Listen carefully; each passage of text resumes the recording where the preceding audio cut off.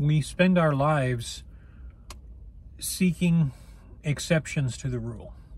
It's as though we have a tendency to try to test everything we learn, which to an extent is okay, but is profoundly frustrating when we want to go to make improvements, when we want to go to do something that would otherwise help us. And one such example is the daily walk involving self-control.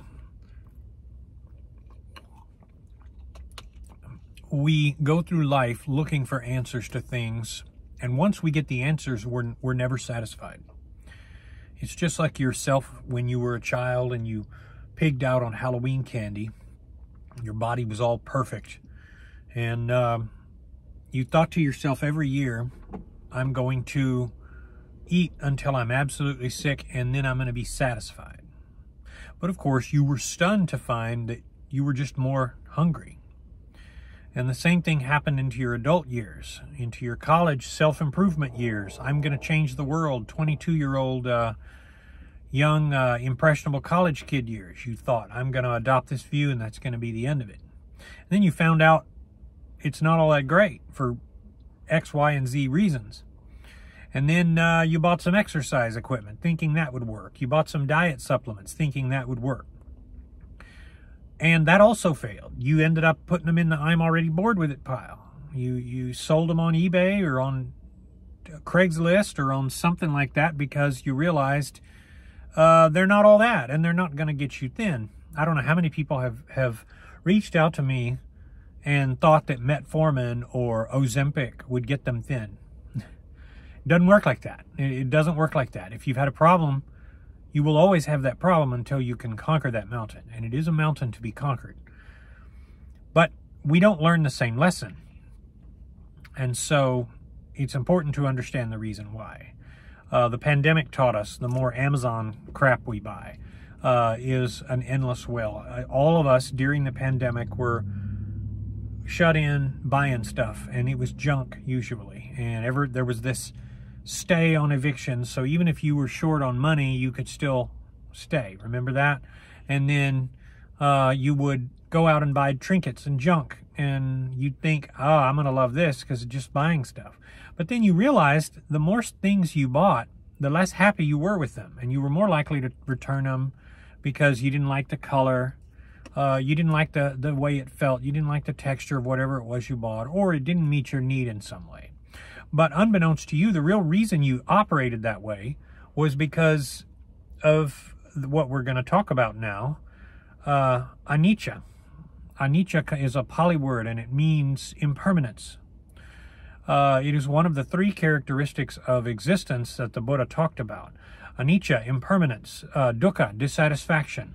Everything is prone to suffering, and basically the entire universe is like a house with pictures, and the pictures are slightly off-center, and you go over there to a center one, and you notice the one next to it is even more off-center, so you go to center it, and the one you just centered is now off-center again. It is ever so frustratingly out of balance, but it's in balance enough to keep you going and ultimately give you a decent life if you know how to appreciate it. That's what dukkha means, whole word for that. And finally, anatta, which means not self. That means everywhere you go to look, you don't find a soul, you don't find God, you don't find any personage, you only find relationships. And turns out it's good that way, because if you could find one thing, like the Greeks thought there was one atom that could not be broken down, if you could find that, it would be useless because it could have no relationship with anything, because everything else in the universe is broken down. They're not even there. They're particles. We now know there's no smallest particle. They're all in relation to each other by way of experience. And that's the only reality according to the Buddha. Everything is experience. And therefore there is no self. Everything about you is an experiential result of relationship and past karma. Everything today is the results of everything else, and everything you're creating tomorrow, you're creating today. By just being here today and doing what is the proper thing to do. But we go through life, everything is anicca, dukkha, and anatta. Those are the three characteristics of existence. Everywhere you go, you find that to be true. It's like going around and all the houses around you are a house of cards. The slightest wind will blow them down. It's actually not quite that bad. You get a few years out of your roof, and then you have to spend $8 grand to fix it. For those of you who are homeowners, you know how horrible that expense is. Why does that happen? Be glad you got it, because everything is impermanent. Everything is dissatisfactory on some level. And there's a lack of self. If I jump into your brain and try to find a self, I won't find it, because all I'll find is little tree-like synapses firing, and that firing pattern is what you call an experience. Crazy, right? But we don't learn the lesson. And this is the same thing applied to everything you've ever done with regard to your food, your fork, your plate, your knife, your eating out habits. You look for an exception. Remember, that's how we started this video. Your mind is not rational. You keep looking for exceptions. You go way out of your way to say, well, what if there is a diet pill that will actually work for me and make me have a waist that is very slender? But you hold out for that 1 in 10 billion chance that it could be, and it's not ever going to be. And if it did, it would come with side effects, and you wouldn't want it for that reason. But you live in a state of delusion, and this is one of the three great evils. You have ignorance, which gives birth to greed, anger, and delusion, or greed, hatred, and delusion, to include anger. And delusion is a state where you go around and you look for the exceptions. So what do? You go and you find Omad, but it's not good enough. So you go and look for something else. Maybe there's an easier way. I hear this all the time, usually from people now over 50, and they're just frustrated because you're playing the same delusional game. There's a better way. No, there's not a better way. There's not a better way. And so that's the problem when you live in delusion, though. You're a perfect scam victim, because you're always looking for the chance. What if this person trying to send me $120,000 is real and I turn him away?